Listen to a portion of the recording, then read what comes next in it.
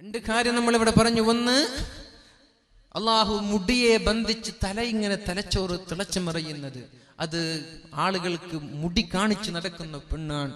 അവള് സൂക്ഷിക്കുക. മുടി പുറത്തിറങ്ങുമ്പോ എന്റെ മുടി കാണുന്നുണ്ടോ, ആളുകൾക്ക് ഇത് കാണാൻ അവസരമുണ്ടോ. ക്ലാസ്സിൽ ഇരിക്കാൻ നിന്റെ ക്ലാസ്മേറ്റ് നിന്നെ കന്യ പുരുഷനാണ്. നമ്മുടെ ക്ലാസ്മേറ്റ് ചങ്ങാതി ഗേൾ ഫ്രണ്ട് എന്നൊക്കെ പറയുന്നുണ്ട്. പൊന്നു സഹോദരി, അതൊക്കെ ഹറാമാണ്. നമ്മൾ കരുതുന്നുണ്ടാക്കി ഇതൊക്കെ ബോയ് ഫ്രണ്ട് അല്ലേ. ബോയ് ഫ്രണ്ട് എന്ന് പറഞ്ഞ ആങ്ങളെയാണോ? ബോയ് ഫ്രണ്ട് എന്ന് പറഞ്ഞ ഉപ്പയാണോ? ഒരു ബോയ് ഫ്രണ്ടും ഇല്ല. ഇങ്ങനെ ഒരു ബോയ് ഫ്രണ്ട് തന്നെയാണ് ഫോട്ടോ എടുക്കാൻ വേണ്ടി വിളിച്ചോണ്ട് പോയി ഓടിച്ചു കൊണ്ടുപോയത്. ഇങ്ങനെയുള്ള ബോയ് ഫ്രണ്ട് ഒന്നും ഹലാലല്ല, ഇത് ഹറാമാണ്. മുടി മറച്ചു വെക്ക. സ്കൂളിലാണെങ്കിലും ട്രെയിനിലാണെങ്കിലും ബസ്സിലാണെങ്കിലും എവിടെയാണെങ്കിലും കല്യാണ മണ്ഡപങ്ങളിലാണെങ്കിലും. രണ്ടാമത്തേത്, നാവിനെ കെട്ടിവെച്ചത് ഭർത്താവിനെ ബുദ്ധിമുട്ടിക്കുന്ന പെണ്ണാണ്. ജോലി ചെയ്ത് കഷ്ടപ്പെട്ട് വരുന്ന ഭർത്താവിന് നീ സന്തോഷം നൽകുക. അല്ലദീ തസുറുഹു ഇദാ നളർ, ഒന്ന് നോക്കിയാൽ ഭാര്യയുടെ മുഖം നോക്കുമ്പോൾ സന്തോഷം തരുന്ന ഭാര്യയാണോ, ആ ഭാര്യ ഏറ്റവും വലിയ അനുഗ്രഹമാണെന്ന് റസൂലുള്ളാഹി സ്വല്ലല്ലാഹു അലൈഹി വസല്ലം. വിഷമങ്ങളുമായി പ്രയാസങ്ങളുമായി വീട്ടിലേക്ക് കടന്നു വരുമ്പോ അവിടെയുണ്ട് നമ്മുടെ ഭാര്യ. നല്ല കുളിച്ചൊരുങ്ങി നല്ല വസ്ത്രം ധരിച്ച് ഒന്ന് മുഖം നോക്കുമ്പോൾ അൽഹംദുലില്ലാഹ്, നമ്മുടെ വിഷമങ്ങളൊക്കെ പമ്പ കടന്നു, നമ്മുടെ ടെൻഷനൊക്കെ പമ്പ കടന്നു. ഭാര്യയുടെ മുഖം നോക്കുമ്പോൾ സന്തോഷം നൽകുന്ന ഭാര്യയാണോ, പൊന്നു സഹോദരി, നിനക്ക് സ്വർഗം പ്രതീക്ഷിക്കാം. അല്ലാതെ വീട്ടിലിരിക്കുമ്പോ ചീഞ്ഞുനാറിയ നൈറ്റിയും ചീഞ്ഞുനാറിയ വസ്ത്രവും പുറത്തിറങ്ങുമ്പോൾ വല്ലാത്ത ഒരു വേഷവിധാനം. നാട്ടുകാരെ കാണിക്കാനല്ല, ആൾക്കാരെ കാണിക്കാനല്ല, സ്വന്തം ഭർത്താവിന്റെ മുമ്പിൽ സൗന്ദര്യം പ്രദർശിപ്പിക്കാനാണ് പരിശുദ്ധ മതം നമ്മോട് പഠിപ്പിച്ചത്. ഇതൊക്കെ പീഡനാണോ? ഇതൊക്കെ സ്വാതന്ത്ര്യം, അവരുടെ സ്വാതന്ത്ര്യം ചോദ്യം ചെയ്യലാണോ? നമ്മുടെ ചെങ്ങമ്പുഴ പാടിയൊരു പാട്ട് ഞാൻ ഓർത്തു പോവാണ്. നാരിമാർ നാരിമാർ നാണം കുണുങ്ങികൾ, വിശ്വാവിപത്തിന്റെ നേരായ വേരുകൾ, പെണ്ണൊരുത്തിയെ പടച്ചില്ലായിരുന്നുവെങ്കിൽ വിശ്വമെന്നേ സ്വർഗമായിരുന്നേനെ. ഇത് മുസ്ലിമായ കവി പാടിയതാണോ? ചെങ്ങമ്പുഴ പാടിയ പാട്ടാണ്. എന്താണ് ഇതിന്റെ അർത്ഥം? നാരിമാർ നാരിമാർ നാണം കുണുങ്ങികൾ, വിശ്വാവിപത്തിന്റെ നാരായ വേരുകൾ. ഇന്ന് ലോകത്തിന്റെ വിപത്തുകൾ ഉണ്ടാകാൻ കാരണം പെണ്ണാണെന്ന് പറയുന്നത് ചെങ്ങമ്പുഴ റസൂലുള്ളാഹി തങ്ങളല്ല. നബി തങ്ങൾ പറഞ്ഞത് നിങ്ങൾ നിങ്ങളുടെ ഭാര്യമാരോട് നന്നായി പെരുമാറണേ എന്നാണ്. ഇനി വയസ്സായ ഉമ്മ, ആ ഉമ്മയോട് നിങ്ങൾ നന്നായി പെരുമാറണം. ഉമ്മുക തുമ്മ ഉമ്മുക തുമ്മ ഉമ്മുക. ഒന്നാമതും രണ്ടാമതും മൂന്നാമതും നീ നന്നായി പെരുമാറേണ്ടത് നിന്റെ ഉമ്മയോടാണ്, പിന്നെയാണ് ഉപ്പയോട്. എവിടെ നോക്കിയാലും ഇസ്ലാം പെണ്ണിന് സ്വാതന്ത്ര്യം നൽകിയിട്ടേ ഉള്ളൂ. എന്നിട്ട് പറയാൻ, പെണ്ണൊരുത്തിയെ പടച്ചില്ലായിരുന്നുവെങ്കിൽ വിശ്വമെന്നേ സ്വർഗമായിരുന്നേനെ. ഒരു പെണ്ണിനെ ലോകത്ത് പടച്ചില്ലായിരുന്നുവെങ്കിൽ നമ്മുടെ ലോകം സ്വർഗമാകുമായിരുന്നു എന്ന് നമ്മളിതൊന്നും അംഗീകരിക്കുന്നില്ലേ? പെണ്ണുങ്ങൾ വെറും വൈകാരിക താല്പര്യങ്ങൾക്ക് വേണ്ടി മാത്രം ഉപയോഗിക്കേണ്ട ആളുകളല്ല. അത് ചില ആളുകൾ അങ്ങനെ പറയുന്നുണ്ട്. ഇസ്ലാം അങ്ങനെയല്ല. ഷേക്സ്പിയർ പറഞ്ഞുവല്ലോ, ഫ്രൈൽറ്റി തൈ നൈം ഈസ് വുമൺ. ചാപല്യമേ നിന്റെ പേരോ സ്ത്രീ. ചാപല്യം എന്ന പെണ്ണിനെ വിളിച്ചത് തന്നെ ഷേക്സ്പിയർ, ഇംഗ്ലീഷ് സാഹിത്യത്തിന്റെ കുലപതിയാണ്. ഇതൊക്കെ കണ്ടിട്ടും ഇസ്ലാമിന്റെ എതിരെ തലക്ക് കയറാ. ഇസ്ലാമാണ് ഇവർക്ക് സ്വാതന്ത്ര്യം നൽകിയത്. ജനിക്കാൻ പോലും സ്വാതന്ത്ര്യമില്ലാതെ ജനിച്ച മക്കളെ കുഴിച്ചു മൂടിയിരുന്ന ഒരു കാലത്തേക്ക് നബി തങ്ങൾ പറഞ്ഞു, ഇദാ ബുശ്ശിറ അഹദുഹും ബിൽ ഉൻസാ ളല്ല വജ്ഹുഹു മുസ്വദ്ദൻ വഹുവ കളീം യതവാറാ മിനൽ ഖൗമി മിൻ സൂഇ മാ ബുശ്ശിറ ബി. ഒരു പെണ്ണ് ജനിച്ചു എന്ന് അറിയുമ്പോ നാട്ടുകാരുടെ മുമ്പിൽ കാണാതെ ഒളിച്ചൊളിച്ച് നടക്കുക, പമ്മി പമ്മി നടക്കുക. എനിക്ക് പെൺകുട്ടിയാണ് ജനിച്ചത്, പിന്നെ ടൗണിൽ പോകൂല, പിന്നെ ബസ് സ്റ്റാൻഡിൽ പോകൂല, പിന്നെ ഒളിച്ച് നടക്കുക. പിന്നെ അവസരം കിട്ടുമ്പോ ഈ പെണ്ണിനെ കുഴിച്ചു മൂടി, എന്നാലേ ഇവന് പുറത്തിറങ്ങൂ. ഇങ്ങനെയുള്ള ഒരു കാലത്ത് നോക്കി നബി തങ്ങൾ പറഞ്ഞു, മൻ ആല ജാരിയത്തൈൻ, രണ്ട് പെൺകുട്ടികളെ വളർത്തി അവളെ കല്യാണം കഴിച്ചു കൊടുത്തു, ഞാനും അവനും സ്വർഗത്തിൽ ഇത്രത്തോളം അടുത്തിരിക്കുമെന്ന്. ലാ തഖ്തുലൂ ഔലാദകും ഖശിയത ഇംലാഖ്. ദാരിദ്ര്യം ഭയന്നുകൊണ്ട് നിങ്ങൾ നിങ്ങളുടെ മക്കളെ കുഴിച്ചു മൂടല്ല. നിങ്ങൾക്കും നിങ്ങളുടെ മക്കൾക്കും ഭക്ഷണം തരുന്നത് ഞാനാണെന്നും പഠിപ്പിച്ചത് പരിശുദ്ധ ഇസ്ലാമാണ്. അതുകൊണ്ട് പെണ്ണെ, ഇസ്ലാം നൽകുന്ന സ്വാതന്ത്ര്യം ഒരു മതവും ഒരു പെണ്ണിനും നൽകിയിട്ടില്ല. പിന്നെ നിന്നോട് പർദ്ദ ധരിക്കാൻ പറഞ്ഞത് എന്തേ? മുഖം മറച്ച് നടക്കാൻ പറഞ്ഞത് എന്തേ? അത് വേറെന്തെങ്കിലും ആവശ്യത്തിനാണോ? അല്ല, നിന്റെ സേഫ്റ്റി, നിന്റെ സുരക്ഷ. നീ പവിത്രമാണ്, നീ പവിത്രമാണ്, നീ വല്ലാത്ത സംഭവമാണ്. അതുകൊണ്ട് നീ അങ്ങോട്ട് ആളുകൾ പീഡിപ്പിക്കുന്ന ഒരു ചരക്ക് വസ്തുവായി മാറാൻ പാടില്ല. നിനക്കൊരു ചാരിറ്റി ഉണ്ട്, ചാസ്റ്റിറ്റി ഉണ്ട്, നിനക്കൊരു പവിത്രതയുണ്ട്. നീ അത് സൂക്ഷിക്കുക. അതുകൊണ്ട് നീ പൊതിഞ്ഞ് നടക്കല്ലേ. ഒരു മിഠായി പൊതിഞ്ഞു വീണ മിഠായി ഉണ്ട്, പുതിയപ്പെടാത്ത മിഠായി വീണ് കിടക്കുന്നുണ്ട്. ഏതാ നമ്മൾ പെറുക്കിയെടുക്കുക? രണ്ടും എടുക്കാൻ പാടില്ലേ? വീണ് കിട്ടുന്നൊന്നും എടുക്കാൻ പാടില്ലേ?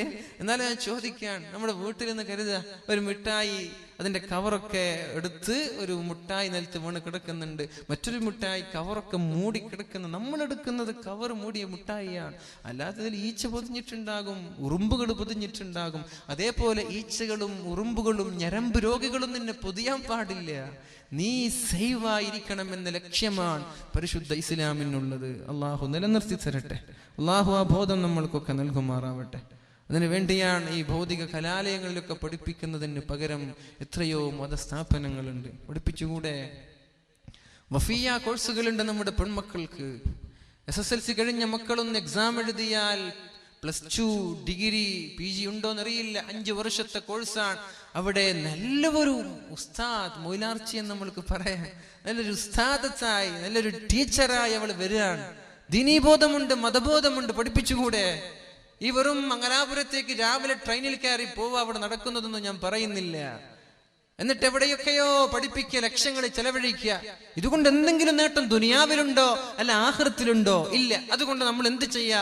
ദുനിയാവിലും ആഖിറത്തിലും നേട്ടമുണ്ടാവാൻ നമ്മുടെ മക്കളെ നമ്മൾ ദീനി കോഴ്സുകൾ നൽകിക്കൂടെ?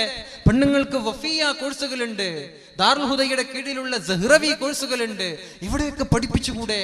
നല്ല ദീനി ബോധമുള്ള ഉസ്താദുമാരായിട്ട് മക്കൾ വരട്ടെ. മസ്അല പറയുന്ന പെണ്ണുങ്ങൾക്ക് ക്ലാസ് എടുക്കാൻ പറ്റുന്ന മക്കളായി നമ്മുടെ മക്കൾ മാറട്ടെ. ആൺമക്കളെയാണെങ്കിൽ ഹുദവി കോഴ്സുകളുണ്ട്. മാലിക് ദിനാർ ഇസ്ലാമിൽ അക്കാദമിയിൽ പഠിച്ച ആളാണ് ഞാൻ. തലങ്കരയിൽ സ്ഥിതി ചെയ്യുന്ന എൻ്റെ സുഹൃത്തുണ്ട് ഇവിടെ, ഇർഷാദ് ഹുദവി, അതേപോലെ മുഫീദ് ഹുദവി, അങ്ങനെ കുറെ ആളുകളുണ്ട് ഇവിടെ. മാലിക് ദിനാർ ഇസ്ലാമിക് അക്കാദമിയിൽ 10 വർഷം പഠിച്ചു. പിന്നെ 2 വർഷം PG പഠനത്തിന് വേണ്ടി മലപ്പുറത്ത് ചെമ്മാടിലുള്ള ദാറുൽ ഹുദ ഇസ്ലാമിക് യൂണിവേഴ്സിറ്റിയിൽ പഠിച്ച ആളുകളാണ്. പഠിപ്പിച്ചുകൂടെ നമ്മൾക്കൊക്കെ? 5 വയസ്സുള്ള കുട്ടികൾ മദ്രസ കഴിഞ്ഞാൽ അവർക്കൊന്ന് ജസ്റ്റ് ഒന്ന് ഇന്റർവ്യൂ അറ്റൻഡ് ചെയ്യാം. നമ്മൾ പാസ്സായാൽ പിന്നെ നിങ്ങൾക്ക് തലച്ചോടില്ലല്ലോ. 12 വർഷം അതങ്ങോട്ട് പോയിക്കോളും. നിങ്ങൾക്ക് എന്തെങ്കിലും തലച്ചോടുണ്ടോ? എന്തെങ്കിലും ചെലവുണ്ടോ? ഇവിടെയാണെങ്കിലോ ഒരു ഇംഗ്ലീഷ് മീഡിയം 1ാം ക്ലാസ് പഠിപ്പിക്കണമെങ്കിൽ 25,000 രൂപ വർഷത്തില്. അതും നമ്മൾ ആലോചിക്കണം. പഠിച്ചോനെ, സ്കൂളിൽ പോയിട്ട് മര്യാദയ്ക്ക് പഠിക്കുന്നുണ്ടോ? മര്യാദയ്ക്ക് തിരിച്ചു വരുമോ? അല്ലെങ്കിൽ എന്തെങ്കിലും ആക്സിഡന്റ് നടക്കുമോ? അല്ലെങ്കിൽ ആരെങ്കിലും തട്ടിക്കൊണ്ട് പോവോ? SSLC ആകുമ്പോഴേക്കും 40ഉം 50ഉമായി നമ്മുടെ സ്കൂളിന്റെ തുകകൾ. ഇതൊന്നും തലച്ചോടില്ലാതെ, ഒരു ചെലവുമില്ലാതെ ദീനും മതവും ഉൾക്കൊള്ളിച്ച് നമ്മൾക്ക് പഠിപ്പിക്കാൻ ഇംഗ്ലീഷ് ഉണ്ട്, ഉറുദു ഉണ്ട്, അറബിയുണ്ട്, മലയാളമുണ്ട്, ഡിഗ്രി ഉണ്ട്, PG ഉണ്ട്, കണക്കുകളുണ്ട്, മാത്സ് ഉണ്ട്, സയൻസ് ഉണ്ട്, കിതാബുകളുണ്ട്, ഹദീസുകളുണ്ട്, ഖുർആനുണ്ട്. പഠിപ്പിച്ചുകൂടെ? നമ്മുടെ കാലിന്റെ തുമ്പിൽ, കാലിന്റെ വിരൽ ചുവട്ടിൽ ഇഷ്ടം പോലെ കൂണുപോലെ മത ഭൗതിക സമന്വയ സ്ഥാപനങ്ങൾ മലബാർ ഇസ്ലാമിക് അക്കാദമി കോംപ്ലക്സ് ഉണ്ട് ചട്ടഞ്ചാലിൽ. ഇതൊക്കെ ഉണ്ടാകുമ്പോൾ നമ്മൾ ഇങ്ങോട്ട് ദുനിയാവിന്റെ പിന്നാലെ പോയി, ഭൗതികതയുടെ പിന്നാലെ പോയി, മക്കൾക്ക് ദീനൊന്നും തിരിഞ്ഞില്ല. പിന്നെ പൊട്ട് ധരിച്ചാൽ എന്താ, തലയിൽ തട്ടം ധരിച്ചാൽ എന്താ? ഇല്ല, അതൊന്നും കുഴപ്പമില്ല, എനിക്ക് എൻ്റെ കാമുകം മതി എന്ന് ഒളിച്ചോടി ഇല്ലെങ്കിൽ അത്ഭുതമുള്ളൂ. അതുകൊണ്ട് ഇൻഷാ അല്ലാഹ് ഇങ്ങനെയുള്ള ദീനി ബോധമുള്ള മക്കളാക്കി നമ്മുടെ മക്കളെ മാറ്റുക. മൂന്നാമതായി റസൂലുള്ളാഹി സ്വല്ലല്ലാഹു അലൈഹി വസല്ലം കാണുന്നത്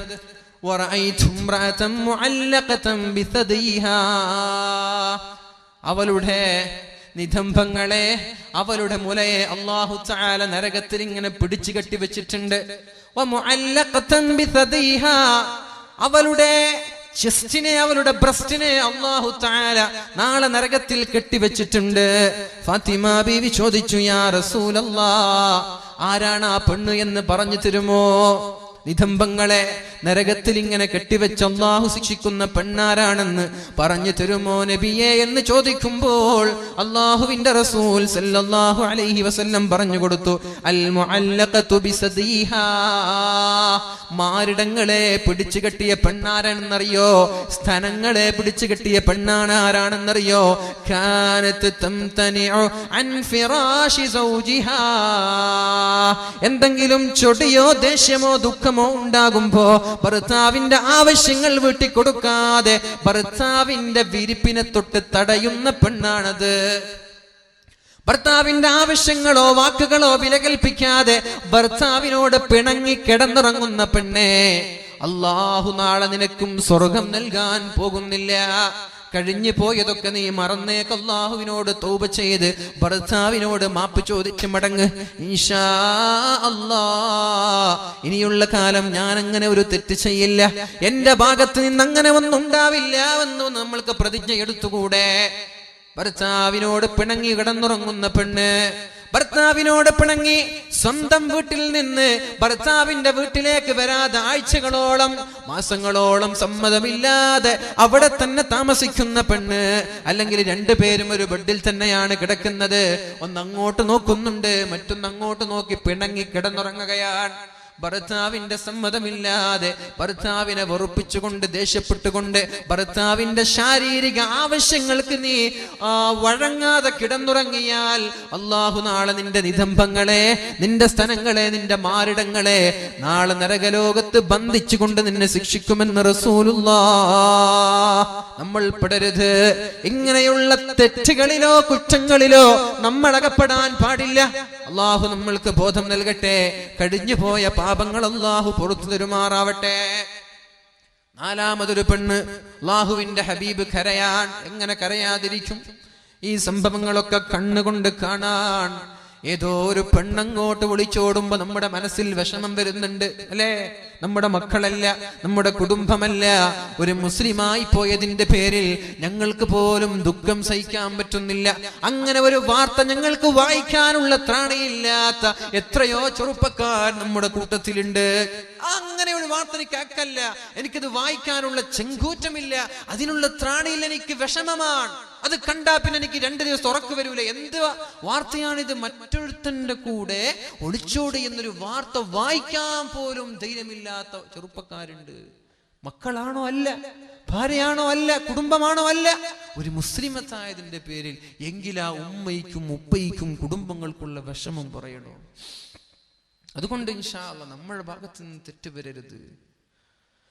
നമ്മുടെ ഭാഗത്ത് നിന്ന് പാളിച്ചകളോ വീഴ്ചകളോ വരാൻ പാടില്ല.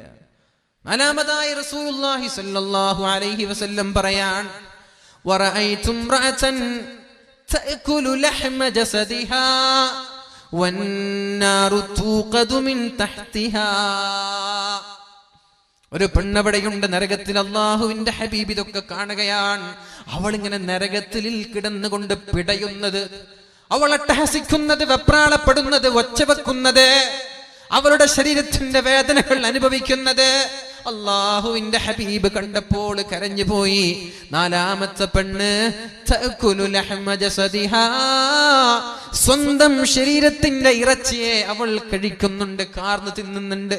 സ്വന്തം ശരീരം കടിച്ചു തിന്നാൻ പറ്റുമോ? നമ്മൾ കടിച്ചു തിന്നോ? വിശന്നാ നമ്മൾ ശരീരം കടിച്ചു തിന്നോ? സ്വന്തം ശരീരവും ഇറച്ചിയും മാംസവും പല്ലുകൊണ്ട് കടിച്ചു കടിച്ചു തിന്നുന്നു. അവളുടെ താഴെ നിന്ന് തീ ഇങ്ങനെ കത്തിക്കുന്നുണ്ട്. നല്ലൊരു അൽഫാമായി, നല്ലൊരു ഷവായിയായി, നല്ലൊരു ഗ്രിൽ ചിക്കനായി, അല്ലേ? ചിക്കൻ ആവില്ലല്ലോ മനുഷ്യനല്ലേ? തീയിലിട്ടിങ്ങനെ പൊരിക്കുക, ശരീരമൊക്കെ ഇങ്ങനെ വെന്തിട്ടുണ്ട്, അതിങ്ങനെ കഴിക്കന്നെ നമ്മൾ. ആരാണ് ആ പെണ്ണ്? അല്ലാഹുവിന്റെ ഹബീബേ, ആ പെണ്ണ് ചെയ്ത തെറ്റ എന്താണെന്ന് പറഞ്ഞു തരുമോ? മതി, എനിക്ക് കേൾക്കാനുള്ള ത്രാണിയില്ല. ഫാത്തിമ ബീവി റളിയല്ലാഹു അൻഹ പറയാണ്, നബിയേ, ആരാണ് ആ പെണ്ണെന്നൊന്ന് പറഞ്ഞു തരുമോ? അല്ലാഹുവിന്റെ ഹബീബായ റസൂലുള്ളാഹി സ്വല്ലല്ലാഹു അലൈഹി വസല്ലം പറയാൻ തുടങ്ങി, അല്ലതീ തഅകുലു ലഹ്മ ജസദിഹാ, സ്വന്തം ശരീരം കാർന്ന് തിന്നുന്ന പെണ്ണാരാണെന്നറിയോ? ഫഇന്നഹാ കാനത് തുസയ്യിനു ബദനഹാ ലിന്നാസ്. ആളുകൾ കാണാൻ വേണ്ടി ശരീരത്തിന്റെ ഭംഗി പ്രദർശിപ്പിക്കുന്ന പെണ്ണാണത്. നേരത്തെ പറഞ്ഞു, വീട്ടിലിരിക്കുമ്പോൾ ചിഞ്ഞു നാറുന്ന നെറ്റിയോ ചൂരിദാറോ അത് ഇസ്തിരിട്ടിട്ടില്ല, അത് അലക്കിയിട്ടില്ല, അതിൽ സുഗന്ധം പൂശിയിട്ടില്ല. വീട്ടിലിരിക്കുമ്പോൾ എന്തൊക്കെയോ മുഷിഞ്ഞ വസ്ത്രം ധരിച്ച് എന്നാൽ അങ്ങാടിക്ക് പോവാൻ ഞാനും വരുന്നു. പിന്നെ അരമണിക്കൂർ കഴിഞ്ഞ് ഭർത്താവ് വെയിറ്റ് ചെയ്യുന്നേ. ഇവൾക്ക് കുളിക്കണം, ഡ്രസ് അയൺ ചെയ്യണം, ഫൗണ്ടേഷൻ വേണം, പൗഡർ വേണം, യാ അല്ലാഹ് ഐലൈനർ വേണം, ലിപ്സ്റ്റിക് വേണം. ഇതൊക്കെ തേച്ച് പുറത്തിറങ്ങാൻ. വീട്ടിലോ ഞാൻ നേരത്തെ പറഞ്ഞതുപോലെ എന്തിനാണത്? എന്താണ് അതിന്റെ ആവശ്യം? ആരെ കാണിക്കാനാണ്? ഭർത്താവിന്റെ മുമ്പിലല്ലേ സൗന്ദര്യം പ്രകടിപ്പിക്കേണ്ടത്. നീ എങ്ങനെ ചെയ്യുന്നുവെങ്കിൽ ജോലി കഴിഞ്ഞോ ഗൾഫിൽ നിന്നോ നാട്ടിൽ നിന്നോ ജോലി കഴിഞ്ഞ് വീട്ടിലേക്ക് ഭർത്താവ് വരുന്നു എന്നറിയുമ്പോ നിനക്ക് കുളിക്കാം, അയൺ ചെയ്ത വസ്ത്രം ധരിക്കാം, സുഗന്ധം പൂശാം, ഒരു കുഴപ്പമില്ല. നീ അങ്ങാടിക്ക് പോകുന്നു എന്ന് പറയുമ്പോൾ ഒരു പ്രത്യേകം ഒരു ചമഞ്ഞൊരുങ്ങൽ. എന്താണ് അതിന്റെ അർത്ഥം? കല്യാണത്തിന് പോകുന്നു എന്ന് പറയുമ്പോൾ പ്രത്യേകം ഒരു ചമഞ്ഞൊരുങ്ങൽ. മയ്യത്ത് കാണാൻ വേണ്ടി പോകുമ്പോൾ വരെ പൗഡർ ഇടാതെ പെണ്ണിന് പുറത്തിറങ്ങാൻ പറ്റുന്നില്ല. ഇത് നടക്കുന്നില്ലേ? ഇത് നടക്കുന്നില്ല. ഇത് ആരെ കാണിക്കാനായി ഭംഗിയാവും? നമ്മുടെ ബ്രേക്ക്ഫാസ്റ്റ് എന്ന് പറഞ്ഞാൽ ബ്രെയിനിലേക്ക് പോകുന്ന ഫുഡാണത്, ഭക്ഷണമാണ്. രാജാവിനെ പോലെ കഴിക്കേണ്ട ഭക്ഷണമാണ് ബ്രേക്ക്ഫാസ്റ്റ്. അതൊഴിവാക്കാൻ പാടില്ല. മന്ദബുദ്ധിയാകും. പിന്നെ നീ SSLCക്ക് പുസ്തകം പിടിച്ച് റൂം നിറയെ വീട് നിറയെ നടന്ന് പഠിച്ചിട്ട് കാര്യമില്ല. എന്തേ? നീ നിന്റെ സൗന്ദര്യം വർദ്ധിപ്പിക്കാനുള്ള തിരക്കിൽ നാസ്ത കഴിക്കാൻ നിനക്ക് മറന്നുപോയി. അപ്പോഴേക്കും നിന്റെ ബ്രെയിനിന് തകരാറ് സംഭവിച്ചു. പിന്നെ നീ പുസ്തകം പഠിച്ചിട്ട് കാര്യമില്ല, പഠിയൂല. തസഹറൂ ഫഇന്ന ഫീഹി ബറക. പരിശുദ്ധമായ റമദാൻ മാസത്തിലും സുന്നത്ത് നോമ്പുകൾ എടുക്കുമ്പോഴും നിങ്ങൾ അത്താഴം കഴിക്കണേ, അതിൽ ബറക്കത്തുണ്ട്. ഇത് എന്തേ നബി തങ്ങൾ പറഞ്ഞു? വെറുതെ പറഞ്ഞതാണോ? തസഹറൂ ഫഇന്ന ഫീഹി ബറക. നമ്മള് മസ്ൽ പിടിക്കാറുണ്ട്. ഞാൻ അത്താഴൊന്നും കഴിക്കാറില്ല, ഞാൻ അങ്ങനെ നോമ്പ് പിടിക്കുന്ന ആളാണ്, ഞാൻ ഇന്നാലുന്ന ആളാണ് അല്ലേ? അങ്ങനെയൊക്കെ നമ്മൾ ബമ്പ് പറയാറുണ്ടല്ലോ, ബൂസ്റ്റ് ചെയ്യാറുണ്ടല്ലോ. അത്താഴം കഴിക്കാതെ ഞാൻ 30 നോമ്പ് നോക്കി. പൊന്നു സഹോദര, അതൊന്നും ഒരു ക്രെഡിറ്റ് അല്ല. തസഹറു, നീ അത്താഴം കഴിക്കെന്തേ? ഫഇന്ന ഫീഹി ബറക, അതിൽ ബർക്കത്തുണ്ട്. അതാണ് ആധുനിക ആരോഗ്യശാസ്ത്രം നമ്മൾക്ക് പഠിപ്പിച്ചു തരുന്നത്. നാസ്ത കഴിക്കണം, അത് ബ്രെയിൻ ഫുഡാണ്. അത് ഒഴിവാക്കിയാൽ ബ്രെയിനിന് തകരാറ് സംഭവിക്കും. ലഞ്ച് അതും കഴിക്കണം, ഉച്ചഭക്ഷണം അതും അല്പം കഴിക്കണം. പിന്നെ രാത്രി ഡിന്നർ അത് കഴിച്ചില്ലെങ്കിൽ കുഴപ്പമില്ല, അത് കുറച്ച് കഴിച്ചാൽ മതി. നമ്മൾ നേരെ ഓപ്പോസിറ്റായി മാറി അല്ലേ? രാത്രിയാകുമ്പോ എല്ലാ നമ്മുടെ എന്താ പറയാ ബേക്കറികളും നമ്മുടെ ഫാസ്റ്റ് ഫുഡ് ഹോട്ടലുകളൊക്കെ തുറന്നു വൈകുന്നേരമാകുമ്പോ. പിന്നെ ചെറുപ്പക്കാർക്ക് എന്താ പണ്ടേ? പിന്നെ ഷവർമയായി, പിന്നെ അൽഫാമും ഗ്രിൽ ചിക്കനൊക്കെ കൂട്ടമായി അടിക്കുക, പെപ്സി കുടിക്കുക, സെവനപ്പ് അടിക്കുക, സീസർ വലിക്കുക, കടന്നുറങ്ങുക 12 മണിക്ക്. രാത്രി കുറച്ച് കഴിക്കുന്ന, രാത്രി കുറച്ചേ കഴിക്കാൻ പാടുള്ളൂ. നാസ്ത നന്നായി കഴിക്കണം. അത് ശരീരത്തിന് പുഷ്ടി നൽകുന്ന, നറിഷ്മെന്റ് നൽകുന്ന ഭക്ഷണമാണ്. അത് നീ നന്നായി കഴിക്കും. രാവിലെ എണീറ്റ ഉടനെ ഒരു 4 ഗ്ലാസ് വെള്ളം കുടിക്കുന്നീ, അത് നിന്റെ ശരീരത്തിന് നല്ലതാണ്, നിന്റെ ശരീരത്തിന്റെ ആരോഗ്യത്തിന് നല്ലതാണത്. രാവിലെ എണീറ്റ ഉടനെ 4 ഗ്ലാസ് വെള്ളം കുടിക്കുക. ഒരു കട്ടൻ ചായ, ബെഡ് കോഫി എന്ന് പറയുന്ന കട്ടൻ ചായ കുടിക്കുന്നതിന് മുമ്പും ഒരു 4 ഗ്ലാസ് വെള്ളം കുടിക്കുക. അത് പറ്റുന്നില്ല, 2 ഗ്ലാസ് കുടിക്ക്. അത് ശരീരത്തിന്റെ വിഷലിപ്തമായ രാസവസ്തുക്കൾ ഇഴിഞ്ഞു പോകാൻ കാരണമാണ്. ചെയ്തുകൂടെ? ആരോഗ്യത്തിന് നല്ലതാണത്, ശോധന കിട്ടാൻ നല്ലതാണത്. അതുകൊണ്ട് രാവിലെ എണീറ്റ ഉടനെ 2 ഗ്ലാസോ 4 ഗ്ലാസോ വെള്ളം കുടിക്കുക. പിന്നെയാവാം കട്ടൻ ചായ ഒക്കെ. അങ്ങനെ ബ്രേക്ക്ഫാസ്റ്റ് കഴിക്കാതെ പൊന്നു സഹോദരി, നീ നിന്റെ സൗന്ദര്യം ചെറുപ്പക്കാർക്കോ നാട്ടുകാർക്കോ ക്ലാസ്മേറ്റിനോ കോളേജ് മേറ്റിനോ കാണിച്ചിട്ട് നീ ഏറിപ്പോയ ഒരു 10-15 വർഷം നടക്കും. പിന്നെ കല്യാണം കഴിഞ്ഞ് ഗർഭിണിയാകുമ്പോൾ നടുവേദന, പിന്നെ മുട്ടുവേദന, പിന്നെ നടക്കാൻ പറ്റുന്നില്ല, പിന്നെ ഓപ്പറേഷൻ ഒക്കെ സിസേറിയനാണ്, ഡെലിവറി നടക്കുന്നില്ല. ഇന്നലെ ഒരു വോളിബോൾ കളിക്കുന്ന ഒരു പെണ്ണ് ബാത്റൂമിൽ വെച്ച് പ്രസവിച്ചു. എന്നിട്ട് എന്ത് ചെയ്തു എന്നറിയോ? ആ കുഞ്ഞിനെ ഒരു കുറ്റിക്കാട്ടിൽ വലിച്ചെറിഞ്ഞു, പെണ്ണ് കളിക്കാൻ പോയി. നമ്മുടെ പെണ്ണുങ്ങളോ പ്രസവിച്ചിട്ട് 2 മാസം കിടക്കാതെ എണീക്കാൻ പറ്റുമോ? ബാത്റൂമിൽ പ്രസവിച്ചു, ഡോക്ടർ ഇല്ല സഹായിക്കുന്ന. ഇത് ഇന്നലെ 2 ദിവസം മുമ്പ് വായിച്ച വാർത്തയാണ്, ഇത് നുണയല്ല. ബാത്റൂമിൽ പ്രസവിച്ചു, എന്നിട്ട് കുറ്റിക്കാട്ടിൽ വലിച്ചെറിഞ്ഞു. അതുവഴി നടക്കുന്ന ആളുകൾ കുട്ടിയുടെ കരച്ചിൽ കേട്ട് നോക്കുമ്പോൾ ഒരു കുട്ടിയാണ് അവിടെ. പിന്നെ കുട്ടി രക്തം നോക്കി അത് ചീസ് ചെയ്ത് വന്നു. അങ്ങനെ എത്തുമ്പോ ബാത്റൂമിലാണ് പ്രസവിച്ചത് എന്ന് മനസ്സിലായി. ഉമ്മയെയും പിടിച്ചു, ഉമ്മയെ കൊണ്ടുപോയി. ഉമ്മ വോളിബോൾ കളിക്കുകയാണ്. വിദേശത്തൊക്കെ അറബി പെണ്ണുങ്ങൾ ഇന്ന് പ്രസവിച്ച